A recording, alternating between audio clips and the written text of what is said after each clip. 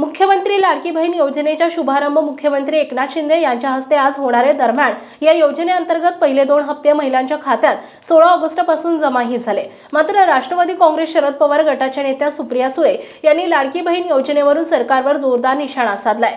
ट्विटरवरून एक post share करत त्यांनी सरकारला धारेवर धरलंय। बालेवाडी इथे एका कार्यक्रमाआधी सोशल मीडियावर व्हायरल झालेल्या मेसेजवरून सुप्रिया सुळे यांनी सरकारला सुनावले, सत्तेत बसलेल्या भावांनो, बहीण भावाचं नातं एवढं स्वस्त नसतं। प्रेमानं काही मागितलं तर मी नाही म्हणत नाही, पण तिला धमक्या दिल्या तर ती कुणालाच घाबरत नाही, असं सुप्रिया सुळे यांनी म्हटलंय।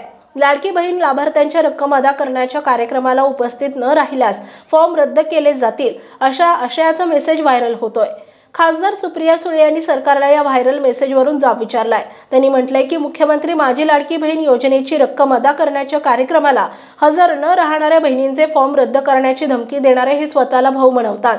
बहिणीला कार्यक्रमाला बोलवणारे आणि त्यांची गर्दी दाखवून स्वतःची पाठ थोपटून घेणार। अरे सत्तेत बसलेल्या भावांनो, बहीण भावाचं नातं एवढं स्वस्त नसतं। बहिणींना प्रेमानं काही मागितलं तर बहीण त्याला नाही म्हणत नाही, पण तिला धमक्या देऊ लागला तर ती कोणालाच घाबरत नाही, हे लक्षात ठेवा।